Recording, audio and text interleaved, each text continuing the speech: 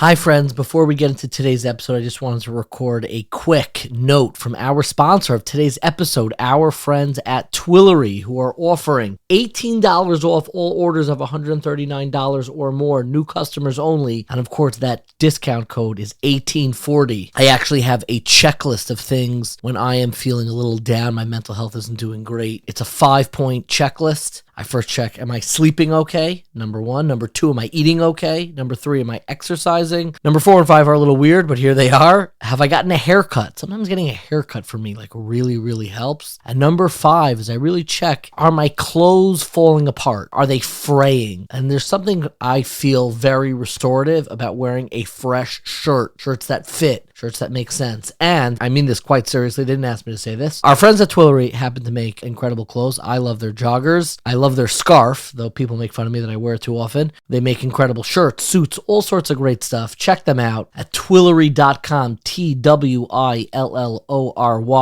and use the discount code 1840. It really helps us if you use our discount code. Show us that our listeners really care about those who are supporting us. So it's a way of really supporting our work. $18 off all orders, $139 or more. Again, for new customers only. Check them out, twillory.com, and use coupon code 1840. Thank you so much to our friends at Twillory for their sponsorship.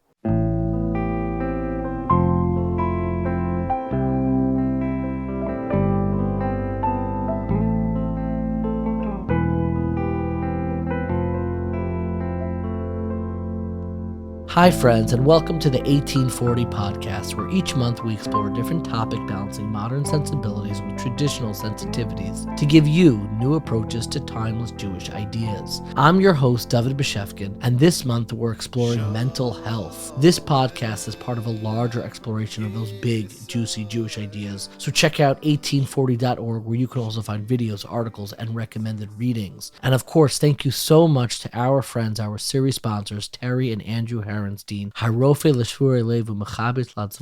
Their support and their kindness and friendship means so much to me. I am so grateful to have them as friends, as supporters. When it comes to the interplay of halacha and mental health, I have found that there are really two issues at play. One is very often a misunderstanding of the seriousness of mental health, and the other is a deep misunderstanding of the resilience and grandeur of halacha, each of which we will, of course, explore in today's episode, but I just wanted to say a word about both. As we said from the outset, your mental health is not a side point. Oftentimes we think of mental health and then pushing it out, we're like, mental health is just as serious as, physical health, which can be true. And in some ways, physical health can be more scary, more terrifying. It can feel more real. In another sense, I think people who struggle with mental health, I think the realness, the intensity of it, if you really examine it, can be even more overwhelming than something with physical health, because mental health is really the lens through which we look out and see the world and engage with the world. It's clouded. There can be a fog over the very way that you look at it and conceive of the world and the way that you look at yourself. But because maybe the way that it's diagnosed, or because I believe it is so intrinsically wrapped up in our very conception of self, so we assume that we should hold the keys to, so to speak, snap out of it. And there is a very famous passage in the Talmud. It says it in 3 different places. Each context is so important. Is Ein Chavosh Matir Atzmo Me'asurin, that a captive, when you are a prisoner, you cannot free yourself from your own prison. And there is something that is so suffocating and is so difficult with people who are struggling with mental health, because you can't necessarily snap out of it. You can't just, hey, like, what happened to the old you, and all the comments that people say, which I find when people say that, it only makes it worse. But your very conception of self is clouded. And because of that, your capacity to make decisions gets clouded. Your capacity to make good and healthy decisions, which is why I think so many people who are struggling with mental health issues are not asking the right halachic questions. We are not going to rabbis often enough, or people who have a real expertise in Jewish law, to try to figure out, how do I ensure that I am making the right choices with my own halacha? halachic observance. So first and foremost, I think it comes from a misunderstanding of mental health. We are subsumed within our own issues of mental health. We are trapped in a prison of our own making, and very often our capacity to make decisions, ask good questions, it feels too close to us that we don't even feel comfortable like stepping forward and asking a question. If God forbid someone has stomach problems or a broken leg or any of that stuff, it feels separate from you. So, okay, how does that thing that is separate from me now affect me halachically? But the me in that question is separate in your mind from your leg. But when somebody has mental health problems and say, how does that affect me?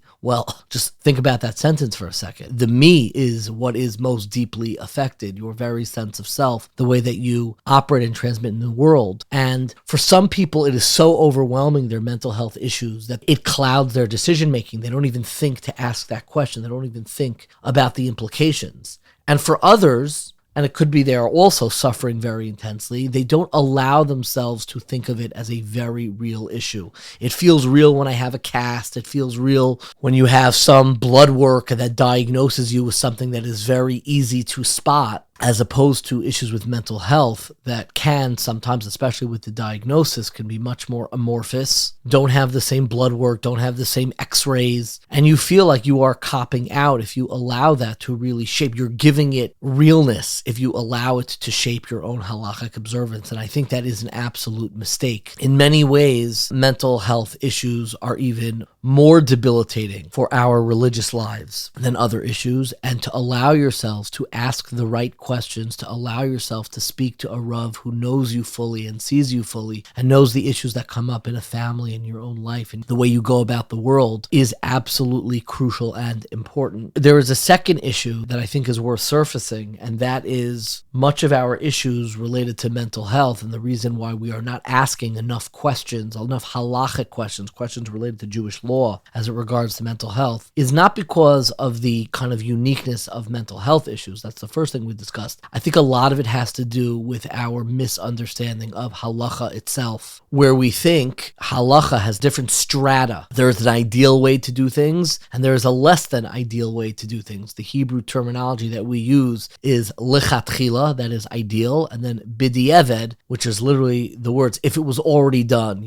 post facto, it's okay if you do that. And when it comes to, I guess, mental health questions, because they're so intimately connected to who we are, I think people don't like relying on b'di'eveds in this case, which is a massive mistake, because I think for some people they feel that I don't want my life to feel not ideal. I don't want my life to feel like it is b'di'eved. I want to live a lichatchila life. And we have this idealism as it relates to our religious lives and allowing our own mental health to, so to speak, go in our minds to the lower rung of halacha. We want to just avoid these shots. I'm going to power through. I'm going to do it. I know it. I'm dealing with issues, whatever they are, in my observance because of my mental health issues, but I just want to just power through and grin and bear it. And that is a massive misunderstanding, in my opinion, of how we should be thinking of halacha. Number one, it is halacha that has these strata. When you are doing something and it is b'di'eved acceptable, that doesn't mean your life is b'di'eved. It is the halacha, and the beauty and our faith in the halachic system has a flexibility that allows us to address the fullness of our lives with all of its imperfections. And the fact that we may rely on a leniency does not mean that our life is b'di'eved. It does not mean that our life is not ideal. Our life is exactly as it is, through all of the difficulties, through all the work that still needs to be done. But we need to develop the belief, the faith, the emunah in halacha itself, that it can address us fully in our lives where we are. And just because someone may need to rely on a leniency does not mean that your life is b'di'eved. And I know, because I have felt this at points in my own life, that it felt like my entire life was b'di'eved. My entire life was not ideal. My entire life did not have the pristineness that I think we associate with that lichatchila living. This is exactly how it should be done. And that's a misunderstanding of halacha. It is the flexibility flexibility and resilience of halacha to address us fully in our lives, which is why it is able to survive and guide the Jewish people throughout the generations. And somebody insisting on an ideal or even a stringency when that is not the right decision for them halachically betrays a lack of trust in the halachic system itself, saying the halacha is not able to reach me where I am. And so much of what we need is to have trust and almost like a loyalty, an emunah, a belief in the halachic system that it can find me and guide me no matter how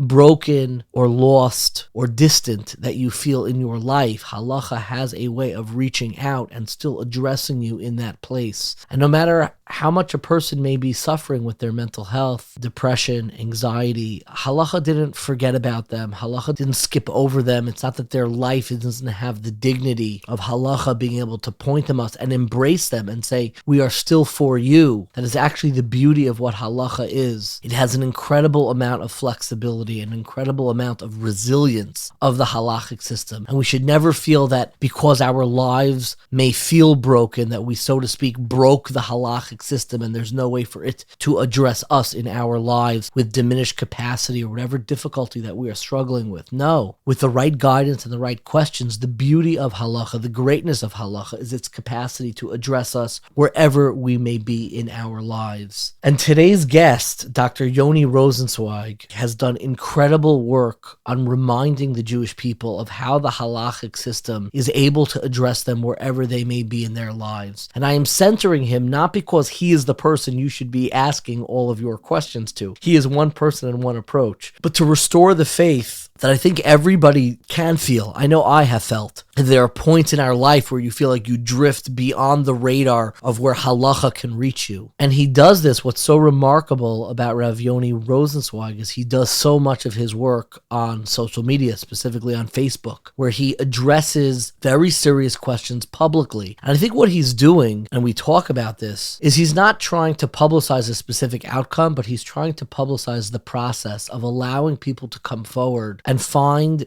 guides in their halachic lives who can remind them and restore that faith in the halachic system that can address you wherever you are, no matter how broken, how distant, how diminished your capacity is. That's how I feel in times of, depressiveness or anxiety. You feel diminished capacity. And there are times where it can feel very extreme, where you say, halacha cannot reach me. And I think so much of this conversation is so important because there is a great sense of misunderstanding in the interplay between mental health and halacha, about both a misunderstanding in mental health and a misunderstanding in halacha. So without further ado, it is my absolute privilege and pleasure to introduce our conversation with Rabbi Yoni Rosensweig. I wanted to begin by talking a little bit about your specific area of expertise. There are rabbanim, they're experts in choshen mishpat, they are experts in monetary law and financial law in different areas. You have staked a very specific area of focus of the way halacha interacts with mental health. What drew you to this specific area of halacha? That's a question that many people ask me. So I'll answer you in two ways. The first way that I'll say is, practically speaking, what drew me was really just a coincidence of events. In other words, the fact that I was asked a few shilas, in the community, which I did not know how to answer. And looking around, I realized that there weren't any svarim that really dealt with this issue. And then I also had a run-in chavrusa with a psychiatrist, a friend of mine, Dr. Harris, who I eventually wrote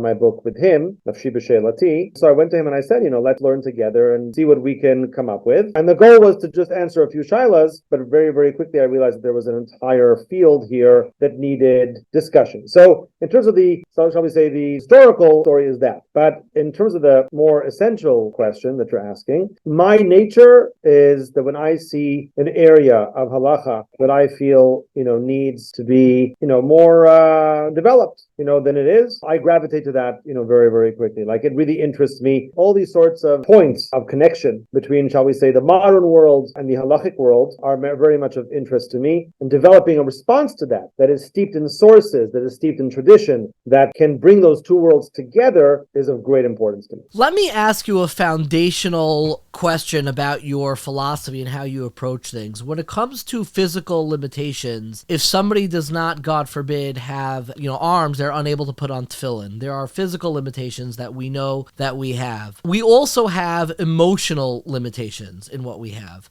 Do you believe that everyone has the emotional capacity to live a fully halachic life? It's a bit of a trick question, so I'll answer it in two ways, okay? The simple answer to your question is no, okay? In other words, I do not believe that all people have that ability. You could say that someone, who was born just mentally deficient, right, does not have that ability. But even if they were born fully capable, right, if God forbid they were abused as a child, or God forbid other things happened to them, then they certainly at some point develop significant boundaries, right? Like for themselves, where they can't go beyond those boundaries. They can't go beyond their obstacles that they have basically created for themselves in order to survive. And there are definitely limitations for them. However, the reason it's a trick question is because I would not say that that individual is not living a halachic life. They're living a halachic life within the boundaries that are relevant to them. If someone has a lifelong chronic physical ailment that precludes them from fasting, on Tisha B'Av and Yom Kippur, and of course the minor fast, would you say that they're not living a halachic life? I don't think you would. They are. Absolutely not. Right. The halacha informs how we adapt that. Right. And somebody whose emotional capacity precludes them from living a halachic life is still living a halachic life if they use the right principles. That's essentially your answer. Exactly. And this is an important answer, not just because I think it's obvious once you say it, but I think because that a lot of people who are suffering from mental health challenges don't see it that way. In other words, they feel, whether it's self-stigma or it's stigma that is put upon them by society, that they are somehow at fault, that they are somehow deficient, and that they're not able to lead a proper halachic life. One of the major things that I have been doing is to try and explain to individuals, I'm not talking about the society, I'm talking about even the individuals who are dealing with the challenges, to explain to them, this is not your fault, and you're not betraying Hashem, and you're not betraying halacha when you're doing the things that you need for your mental health. This is what halacha wants for you. In fact, on some level, it would be the opposite. If you weren't doing these things, you would be betraying halacha. Just as the person who has a cardiac issue and the doctor tells him they must eat on Yom Kippur, and if he does not do that, that is a violation of halacha. In the same way, the person who has the anorexia or the depression or whatever it is, they need to also care for themselves, and not doing that is the violation. Not doing that. A lot of the words, a lot of the differentiation we have within the world of mental illness, we sometimes struggle to find diagnoses or descriptions of this in rabbinic literature, in the Gemara, in Rishonim,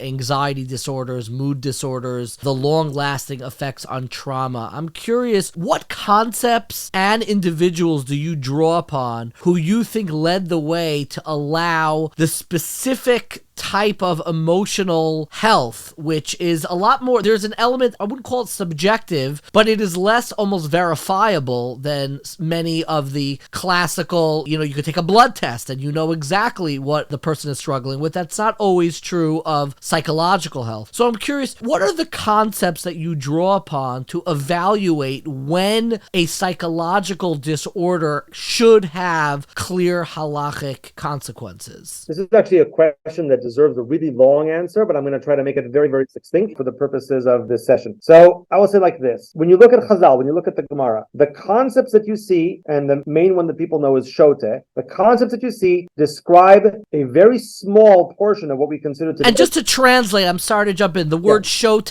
what do you think the plain reading of the word Shote? I would say like mentally incompetent. Mentally incompetent, okay. That is referring to a very small portion of what we today consider to be part of the mental health world. And if you want to give it a name, it would be like mania or psychosis, meaning individuals who really do not have a firm grasp of what reality is. So in other words, the rabbis were a reflection of their society, of the world, at the time, really only recognized the extremes, the really extreme presentations of mental health. That's what they knew. That's what they realized. Everything else was just like, he's a bit quirky, he's a bit more organized than I am, he has OCD, he's more stressed than I am. Not that he has, like anxiety.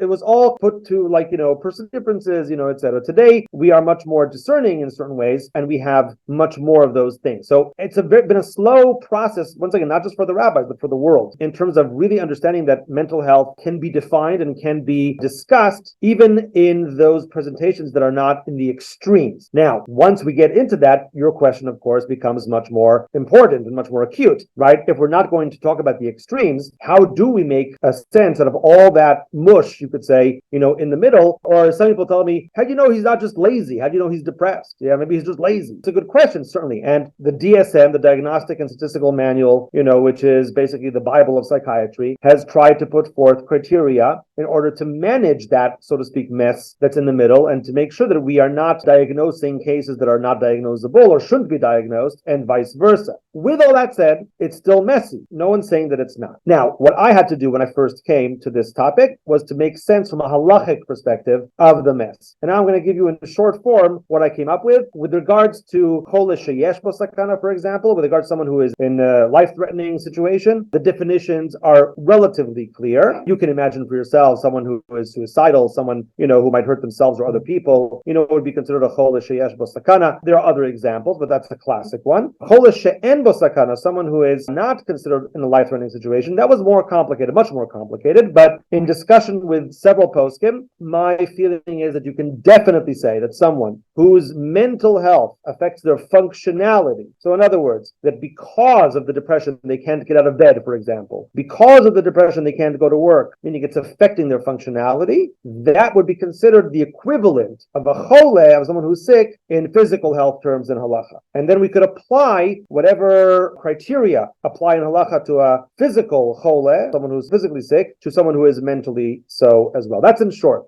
In history, kind of in the history of responsa literature and rabbinic texts that I'm sure you draw upon, are there specific figures from Jewish history who really could be credited with providing more language in developing the halachic impact in Jewish law, that emotional mental health, the way we conceive of it today, and its relationship to halacha? Who do you look at as the earlier writers, not contemporaries, who wrote about this and really began to give the language to mental health as a serious halachic category? I will mention names, okay? But it's hard to find. Why is it hard to find? Because, just for the sake of the discussion, we have to distinguish between psychiatry and psychology, okay? Psychology is much more unclear. It's definitely more of a problem, because everybody has theories about why a person does this or does that or does the other, and it's hard to choose one theory from another, and mostly that's what existed in the world. Psychiatry as a science that is more acceptable and more recognized really only came into its own in the 80s. So therefore, really until the 80s, we don't have much of a structure, much of a foundation that poskim, the rabbis, could really, so to speak, sink their teeth into. And that's also, we're really talking about something from the last 50 years. Nevertheless, there are those who tried to create such foundations and such principles. Rambam, Maimonides, of course, is a major one. He definitely, relatively, once again, discusses quite a few things here and there. What comes to mind? I'm curious. I'm surprised that your first person was Rambam. So the reason I mentioned the Rambam, I'll explain why, is because if you go to a mental health professional today and you ask him to talk about what depression is, the answer you'll get will be a description, meaning it'll be symptomatic. The person will say, oh, depression is someone who, and then they'll describe, can't sleep, can't eat, can't get out of bed, maybe has suicidal thought, they'll describe a bunch of symptoms, and they will explain that those symptoms, are the classic definition or the classic representation of someone who is suffering from depression. The Rambam did something similar. That's why I mentioned the Rambam, because he also spoke in symptomatic language. For example, in his Pirush Mishnah, on Masechet Shabbos, Perek Bet, Mishnah Tet, second chapter, 9th Mishnah, yeah. The Mishnah mentioned someone who puts out a candle because of Ruach Ra'ah, which it's a question how to translate Ruach Ra'ah, an evil spirit, you might say. Certainly Rashi, another contemporary of the Rambam, is almost contemporary, translates it more as like a demon, or something along those lines. But Maimonides, the Rambam, explains Ruach Ra'ah as depression, and he actually describes the presentation of depression for such an individual, someone who doesn't want to be,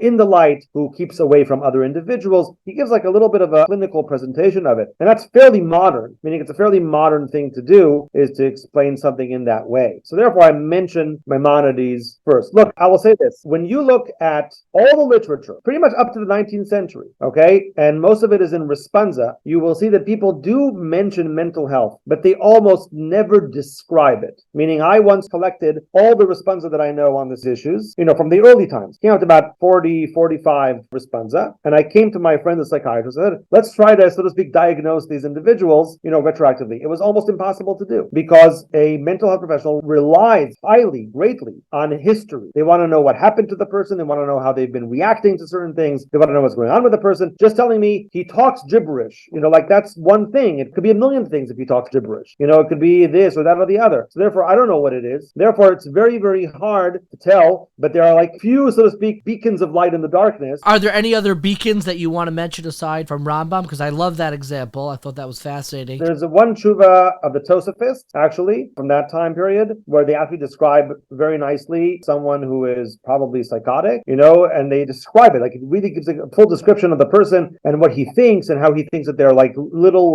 dwarves living in his stomach and this and that. They go into like a whole description. It's fascinating. Do you know where we could find this responsa? It's Tshuva Chachmei Provincia. If I remember correctly, it's Simon Peizayin. It's the 87th Tshuva, but I have to look it up to tell you the exact remark. But yes, I could send you the Tshuva. It's fascinating. I should mention one more, but that's already jumping much ahead. Jump away. Is the Chasam Sofer. So Rav Moshe Sofer in the 19th century, he's the first one to write a responsa about the question of sending an individual to a mental institution. Mm-hmm. And I guess those also didn't really exist probably until a certain point. Certainly ones that kept kosher.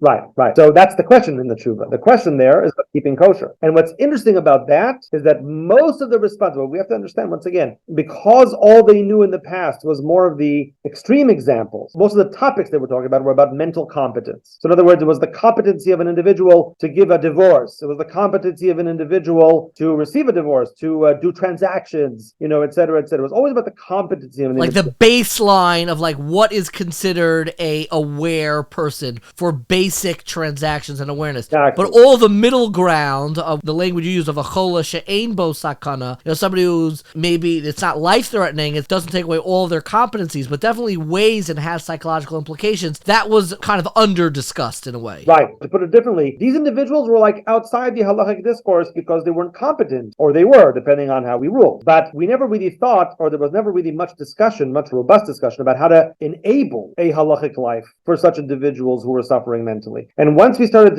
talking about the gray, then that became part of the conversation. Here we see the Chasam Sofer, maybe the first one, or Moshe Sofer, trying to figure out, okay, this kid, I can send him to an institution where he's going to eat treif, violate Shabbos, but at the end of it, he might be competent enough to keep the halacha, to keep the laws. So is it worth it to, so to speak, make that sacrifice, to send him to this institution, have him, there for a few years, gain the mental competency in order to emerge from there and rejoin the Jewish community? That's a different kind of question, which until the 19th century basically didn't exist. And both the tools and the conceptual framework, needed to be in place in order for such a question to surface, amongst halachists. So that's why I think also that's like a very important response. One thing that makes your work remarkable is not just the area that you discuss and focus on so much, which is the interface between halacha and mental health, but aside from the area, it is where you have these discussions. And one thing that I think is really quite, I would say, courageous and commendable, because I know what it feels like to be in the public square, is a lot of the discussions, a lot of your ideas you share on social media, specifically on Facebook, where you have a very big presence. And I wanted to know, your decision to share widely on Facebook, I could only imagine has been criticized. And one of the criticisms I could imagine, this is just me as an individual thinking, is the subjective nature of mental health, as opposed to where you have a very clear diagnosis when it comes to many other illnesses. Not to say that we don't ever have clear diagnosis with mental health, but there's a lot more interpretive work that maybe a doctor is involved in. And I wonder for you how you negotiate between your sharing publicly and how do you negotiate between the subjectivity of the halachic advice that is responding to something that is so intimate in the most real sense. It's part of your own interiority. How do you balance that while still being able to share publicly? And maybe even more largely, what is your specific goal in sharing publicly at all? That's a great question. One that I have thought about a lot. And I've more or less created for myself certain guidelines. Okay, so I'll start with the last question that you asked. Okay, what's my goal? My goal in sharing really is only one goal, and that is to raise awareness. The entirety of my activity on Facebook in this regard is meant to raise awareness, or I'd say almost the entirety, with one exception, which I'll mention in a moment. But generally, that's the goal. Raise awareness for what? For two things. First of all, for how real mental health issues are in general, without even the Jewish or halachic aspect, just to raise awareness about the importance of mental health, but specifically to explain why my work is important and why it is important that people within the religious community, within the Orthodox community, receive the care, the halachic care that they need. To understand that is also a very, very big thing, because people don't always realize, what does it matter if there's a rav who's answering these questions or not answering. Isn't the mental health of the individual, what's most important? And sometimes I get people like that, who say to me, why are you making it so complicated? Why are you telling people, like, oh, you can do this, you can't do that, et cetera, et cetera. Why go into all these little niches? Like, just, he has to take care of himself. Take care of yourself. End the story. Every response will be one line. Right. Be healthy. Take care of your mental health. Be healthy. Right. Yeah. So my answer to that is that you obviously don't understand what an Orthodox person is or how they think. Someone who lives within an Orthodox framework, that framework is important to them. And if they're not keeping it, they feel like a failure. They feel like a dismal spiritual failure. They feel like they're betraying themselves. They feel like they're betraying God. They feel like they are betraying their Judaism. Their whole belief system falls apart. Judaism, because it's so legalistic, and those who are not Orthodox don't always understand it, but because it's so legalistic in nature, it is a framework that encompasses your entire life. If your Judaism is falling apart, your life is falling apart. Therefore, what I want to try and create for people is not a system where I would say to them, everything's fine, your health comes first, and just be as lenient as possible. I always say it's the opposite. I try to be as stringent as possible within the leniency. In other words, I want to create, yes, a general standard that they can care for their mental health, of course, but within that, to be as stringent as possible, to maintain their spiritual commitments, and so that they feel like they're still part of the community. We talk a lot about stigma. Stigma makes you feel like you're not understood, or like people are looking down at you, or they don't think that it's real, or whatever it is. There could also be stigma from the other side. If you feel like you're a second-class citizen in the Jewish world, if you feel like, everyone else is keeping the halacha, keeping Jewish law, but you're not, you also feel stigmatized against. You feel like, why should I go to shul? I'm not welcome there. No one thinks that I'm as good of a Jew as they are, et cetera, et cetera. And I've heard this. I'm not making this up. I've heard this. So therefore, what we need to do, and this is part of my goal on Facebook, is to explain why it's so important that rabbis be able to understand and tackle questions of mental health. It's not just to answer a specific question, like some nitpicky issue, et cetera. No, it goes to the nature of the challenge for the individual. They don't want a leniency. They want balance in their lives. That's what they want. That's the key word. They want to be able to balance their physical health with their halacha and their mental health with the halacha. They want both. It's important to them to have both. So that's what I try to promote on social media. And one more point, just to answer your question. This is why I almost never post answers to the questions. What I mostly do is I present the questions. I say, someone came to me and told me so and so and so. Someone came to me and asked me this and this question. I rarely post the responses that I give, exactly for the reason that you asked me at the beginning. Because aren't I worried that the responses would be taken out of context? Aren't I worried that what's right for one person is not right for another person? And I am worried about those things, especially in mental health, where everything is so subjective and so individualized, much more than physical health. So therefore, because of that, I rarely share the responses that I give to these individuals. My goal is only to raise awareness, so I share the questions that I get, and I make, I would say, general or philosophical or theological points about those questions. I rarely start delving into the halachic of how I answered a specific individual. The only exception to that is when I think that a certain question has more clarity to it, or when I know that many people are searching for the answer for this question. For example, anorexia and Yom Kippur, which I know many people are more or less in the same boat, need the answer, need the response, and you can more or less, with certain caveats, give a general response that answers people's concerns without having the problem of making an error in terms of how wide the publication. I very much appreciate that. I love the term that you mentioned, halachic care, where part of what is central to a person's health is actually the ability to have halacha address them even in their difficulty, specifically perhaps through their difficulty. I would add a third reason why it's so important, and that is for the integrity and almost our collective faith in the halachic system itself. It inspires me to know that our halachic system can address the humanity of our lives even in the most dire circumstances. You already mentioned one example, which is anorexia on Yom Kippur. I am curious if there are other, I'm not asking for the answers, I'm going to abide by that. We have quite a few listeners. We're not asking people to find halachic guidance in Jewish law from the 1840 podcast. But I'm curious, what are the central themes that arise? What are the central most common questions, like the patterns of questions that you get, kind of around the clock? I could imagine, and it comes as no surprise, sadly, anorexia and Yom Kippur. What are the other most common questions that you see people reaching out about that you would most commonly address? I just want to say, I'll answer your question. I just want to say that I do appreciate what you said just now, because I think it's absolutely true, about the integrity of the halacha that's something that people themselves need to hear. In other words, like I said, the people with the mental health challenges, a lot of them believe that there are no answers to these things. They say to themselves, like, who's going to allow this for me? Whatever it is, yeah? And I'll give you some examples in a moment. But they'll say, who would ever allow such a thing? No way. Yeah, no way. So all I have to do is I have to suffer. And what people do is they do one of two things. They either keep the halacha and suffer until they break, mentally. God forbid. Or they decide that the halacha is not for them, and they will just, say, okay, well, I can't possibly live this sort of life, so I have to be not religious. And I cannot tell you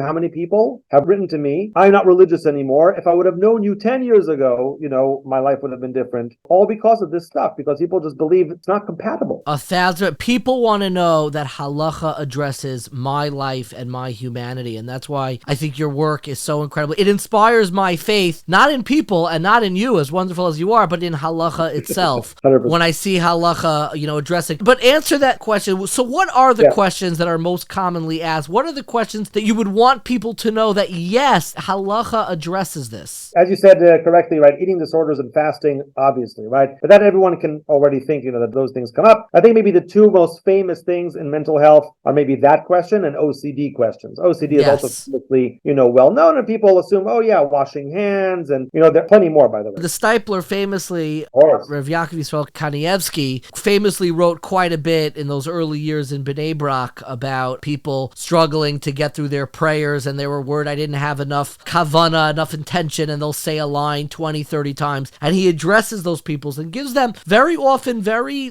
solid, almost like therapeutic guidance on how to feel a sense of religious integrity and sense. Give me a few other areas that come up quite frequently in your work. Shabbos and using your phone, that's a big one. The reason is, and I know that it's not readily apparent to people, the reason is because people have coping mechanisms, and a major coping mechanism today is the phone, meaning either listening to music or watching something. For someone with depression, for someone with anxiety, for someone with an eating disorder, for someone with borderline personality disorder. Is it okay if I give an example? I don't want to shock your listeners. Absolutely, please. Okay, so I'll just give one example. I know that this example is extreme, but I'm giving it so people understand. We're making a general disclaimer. This is not where people should be turning for halacha guidance. You should find a rabbi, but you should know that rabbis like Rabbi Yoni Rosensweig do exist, probably in your area, and you should always have the confidence to ask questions. That's what this is about. But give me your example, please. So, for example, it was a young woman who hit me up, and she said to me, that she has OCD, and she wanted to know if she's allowed to use her phone on Shabbat in order to deal with her, so to speak, intrusive thoughts. Now, someone listening to that question might say, okay, intrusive thoughts. I mean, it doesn't sound so bad. You're like, what's the big deal? Why does she need to use her phone on Shabbat? That seems extreme. So I'm already used to these questions. So I asked her a few questions. When I asked her, the response that I got, this was the full story. She told me that her OCD was such that she was using gallons of bleach on her body every single day. And she was cleaning herself with that bleach, and it was causing burns all over her body. And she was at death's door at one point, and the doctor said that if she continued to do this, that she would die. So therefore, when she was calling me, she told me that she wasn't using as much bleach anymore. She was still using it, but she wasn't using as much anymore. So then you have to understand that a lot of times these behaviors, right, they lead to literally pikuach nefesh. They literally to something that's life-threatening, right? You could say OCD doesn't sound so bad. For someone who's using bleach to clean their body, it's pretty bad. Now, what does the phone do? Just to be clear, right? So why does she need to use a phone? Using a phone in that situation, in that scenario, is something which allows the person to leave their thoughts behind, to leave their head. It distracts them. And that distraction is pivotal sometimes for someone who's suffering from depression or OCD or anxiety, because they live in their head. A lot of times those individuals, they live inside their head and they're torturing themselves constantly,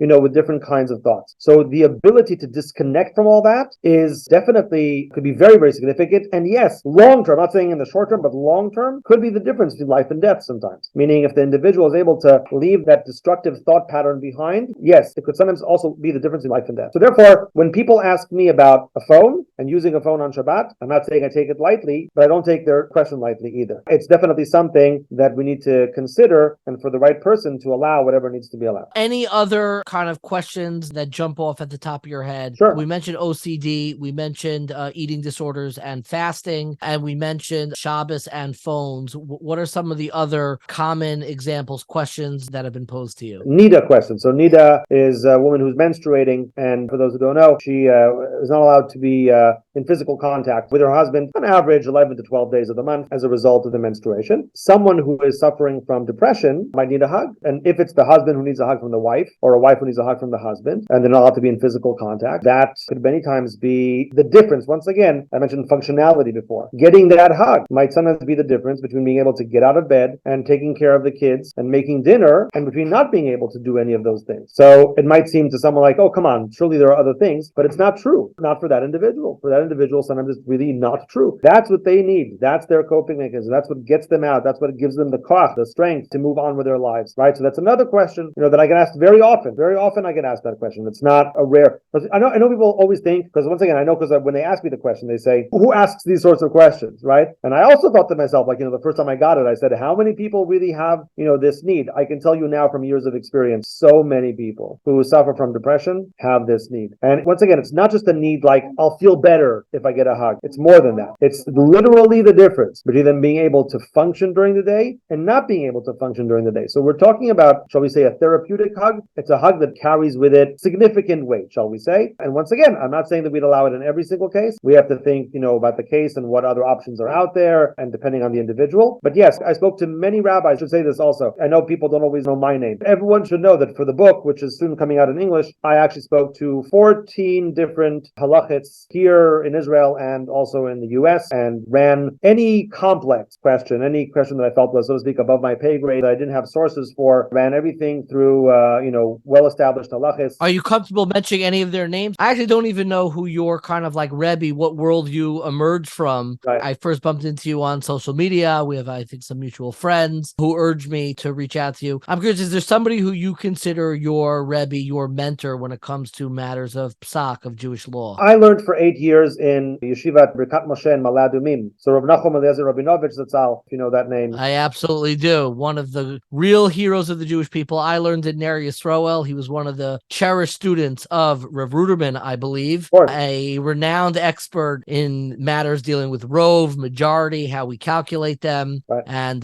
his works, which are not so well known, but he is a giant of giants. Absolutely. I could talk about him now for hours, but he was really a giant. I was zoche. I merited to be at his side for several years and to learn from him, to be b'shamish him, to learn how to paskin and to ask him questions also for the book. Towards the end of his life, I was able to ask him a few questions. He is and will always be my Rebbe, even though he's passed away. But beyond that, there's no problem mentioning the names because they're all mentioned in the introduction to my book. It's not a secret. I assume that the names that your listeners may recognize the most are Rav Fechter and Rav Willig from YU, who I managed to also ask many shilas for the book, which I was very, very happy about. Osher Weiss, I'm sure you would know. There's a few others, more Israeli, Rav Re'em HaKohen, who's the Rosh Yeshiva of Otniel, Rav Baruch Gigi, Rosh Yeshiva of Haretzion, Rav Henkin Zatzal before he passed away. I was able to ask a few shilas too. Rav Yaakov Ariel, previously Chief Rabbi Ramat Gan. Sure. Tell our listeners, again, your book in Hebrew is called Nafshi B'She'ela Si. Yes. It's being published, I believe, by Koren in English. Could you just tell our listeners so they can keep an eye out for it? What is the name of the book in English and when is it coming out? I actually don't know. I actually don't know. You don't know either of those? Do you know what the title is going to be? That's the one I don't know. When it's coming out, I actually have a better idea. The title of it, I wasn't sure. Since I know that you know Hebrew well, so therefore I know that you can understand the play on words that Nafshi B'She'elati has for a book on halacha and mental health. Explain the play on words. The verse is coming out Esther, and Esther is basically pleading for her life. So she says, tells Achashverosh the king, I'm basically holding my life in this question. I'm saying Nafshi B'She'elati, my life is being, depending on this question, but the question that she asked was whether he would spare the Jews and spare her, and act against, Haman, who was trying to destroy them. That was the original context. But the word nefesh in Hebrew holds many, many different sort of connotations. And while there she meant her physical life, nafshi b'she'elati, bri'ut hanefesh is actually translated mental health. So nefesh also has the connotation of both of mental and spiritual, really. Yes. And the word she'ela is not just a question, but also a shaila, also a responsa, meaning also a halachic, a Jewish law question. And almost staking your claim for your nefesh through she'elos, right, through asking questions, which is really all the work that you've done. I have one other question before I get to it. I was just wondering, because you kind of whet my appetite a little bit. Could you describe a little bit in your interactions or a story or just some anecdote that explains why Rav Nachum Rabinovich was so gifted or unique, specifically in the area of wedding halacha to kind of the interiority of human experience? Because I assume most people, for sure in the States, have really not heard of him, though I think some of his works have been recently published in English. Yep. But what is it about him and his approach to Torah that explains why he's so unique in this area? My rabbi used to say he doesn't have a great memory. Okay, what he meant by that was he wasn't one of those rabbanim who name dropped. I know many rabbanim, like I hear, let's say, Rav Shechner. I'm not saying this to his detriment. Yeah. I'm saying to his shebach, as a praise. You hear him, everything he says, he can tell you where it's from. He tells you every source, every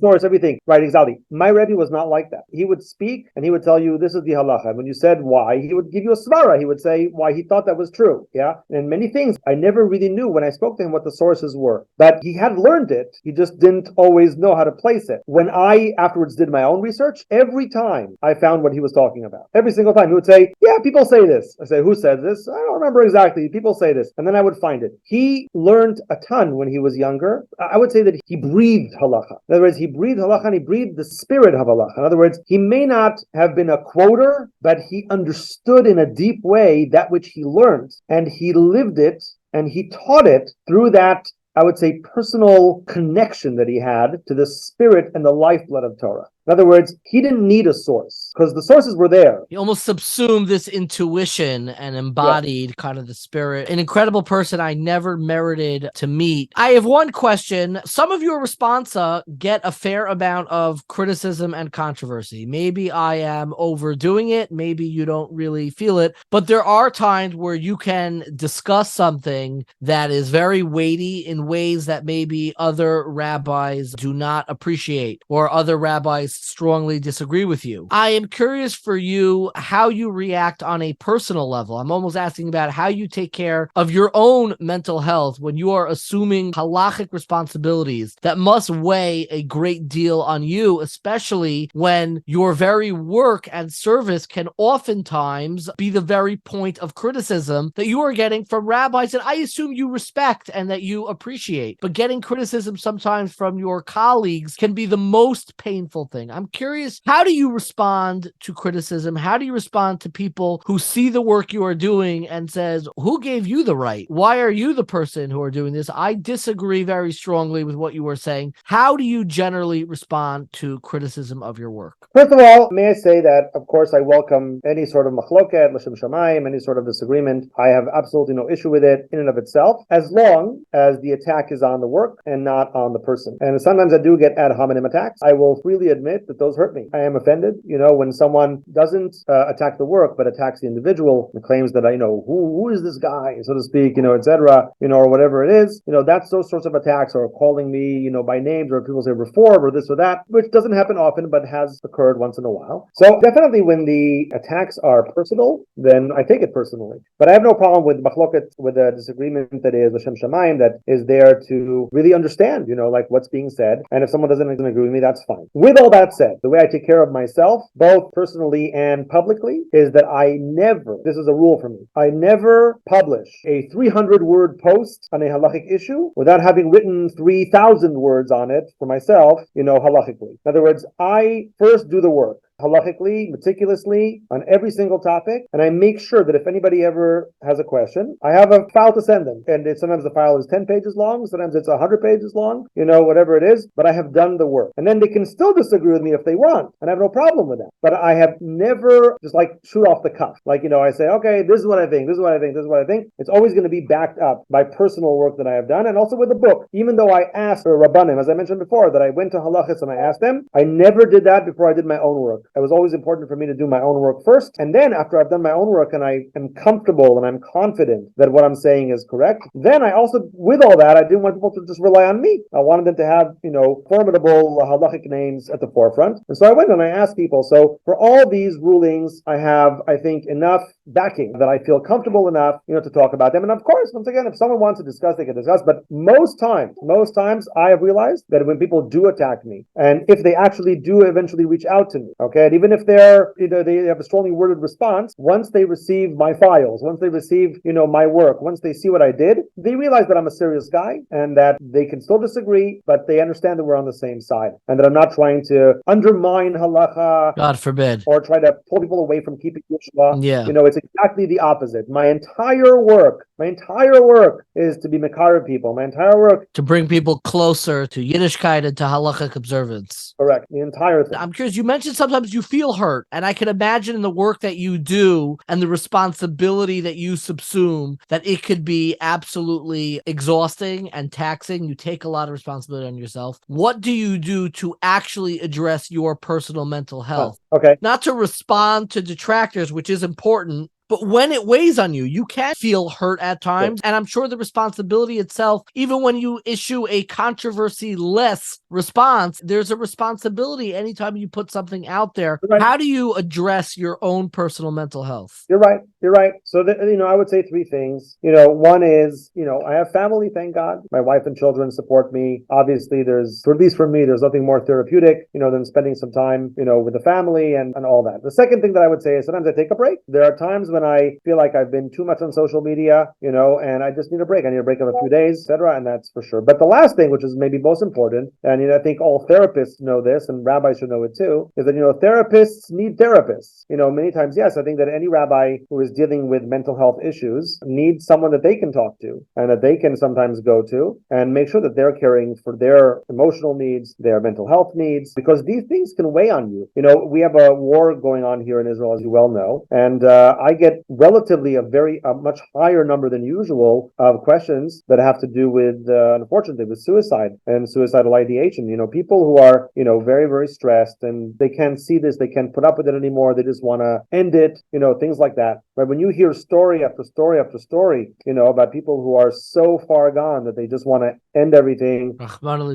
Yeah. Of course, it's very hard to hear. And yeah, a person would need self-care, just to make sure that you're not, being so depressed and so taken down by all those people, all those stories. So for sure. Rav Yoni Rosensweig, I am so appreciative of you spending time. I hope we find out the title to your book. I hope it has another pun involved. I always end my interviews with more rapid fire questions. My first question is, I'm curious if aside from your own work, which now only exists in Hebrew, it will be coming out in English soon, published by Koren. But I was wondering, what other books do you have related to mental health that have opened up your eyes, either about the intersection of mental health and religion and halacha, or specifically mental health in general? What are the mental health books on your bookshelf that you would recommend to somebody trying to get a better understanding of this area? So I have a handbook of psychotherapy and halacha. I forget who wrote it. There's a mental health professional named Moshe Shapiro who wrote something back in the 80s. If you want something more, less halachic and more just mental health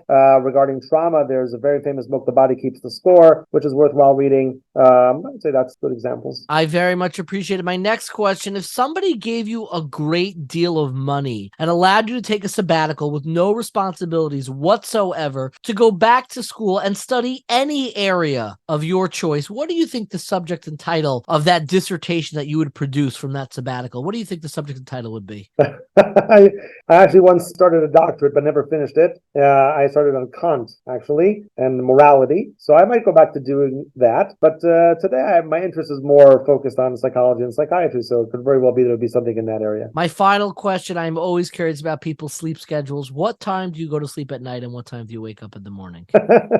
I get up at about, I'd say somewhere between 7:30 and 8:30 usually. I go to sleep quite late. I usually up till 2 in the morning at least. Rev Yoni Rosensweig, thank you so much for taking the time to speak today, and continued success and strength in your incredibly important work. Thank you so much. I have a friend. I really know him mostly from Twitter. You could look him up. His name is Noah Marlowe. He's a rabbi in Harvard. I think he's a part of the JLIC or the Harvard Hillel. I should really have that more clear. Find him on Twitter at Tzvei Dinim. It's a very yeshivish Twitter handle. Tzvei is spelled Tzvei space Dinim, Dinim. Noah Marlowe's great. He shares a lot of really fascinating stuff, and he shared something that I think is absolutely fantastic, which is the introduction to Rabbi Yoni Rosensweig's book, which is called Nafshi B'She'ela Si, Hilchos Brias HaNefesh HaNefesh, which was published by Magid, and I believe is being translated into English. I don't think that it has come out yet. I could be wrong. I have the Hebrew version, and it is The Laws of Mental Health. Really worthwhile. I have a copy. He co-wrote it with Dr. Shmuel Harris. And Noah Marlowe pointed out to me that there is a really remarkable introduction that he actually translated, which we will have, of course, in our show notes. In the introduction from somebody named Rev Re'aim HaKohen, who is a Rosh Yeshiva in Yeshiva Utniel and one of the religious leaders in the Dati Lumi community. And he wrote an incredible introduction. I wanted to share just a few words from it, because in the translation, he emphasizes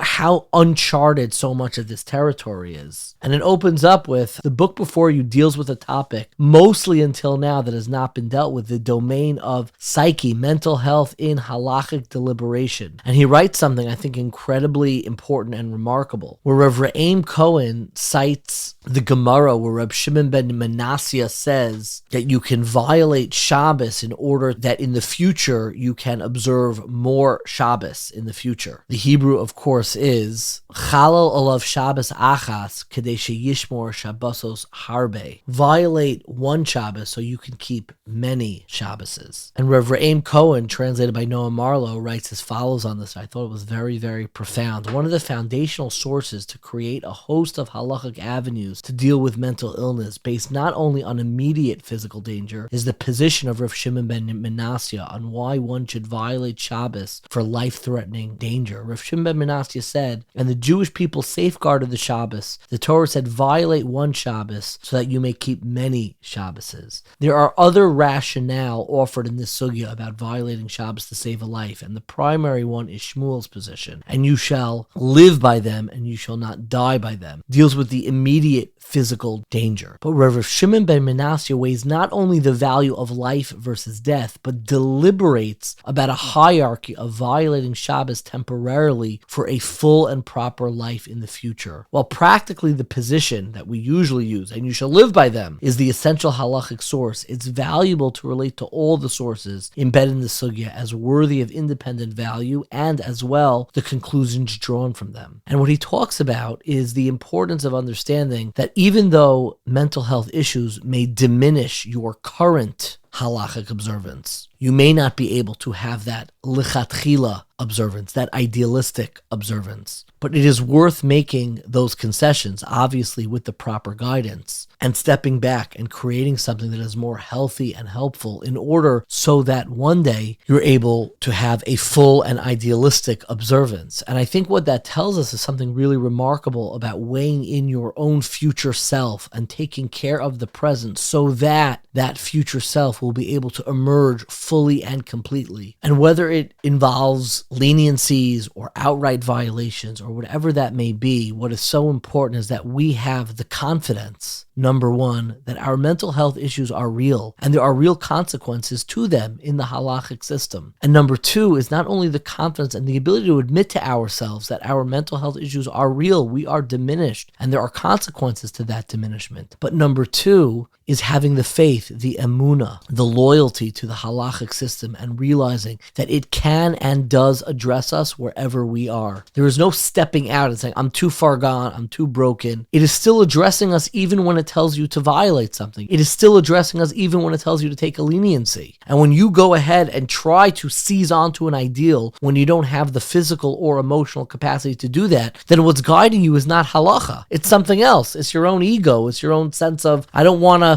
make any concessions. I have my own image, my own self-image, whatever that may be. If halacha is truly guiding your life, it is guiding your life fully, and it accounts for our own diminishment and our own brokenness. That doesn't mean that halacha never pushes us. It doesn't mean that halacha doesn't make demands of us that can be difficult, that can be inconvenient. But halacha sees us fully, and a healthy relationship with halacha, a confident relationship with halacha, a relationship with halacha that is imbued with emunah, with faith, is one that recognizes that it always needs to be addressing us fully and shouldn't come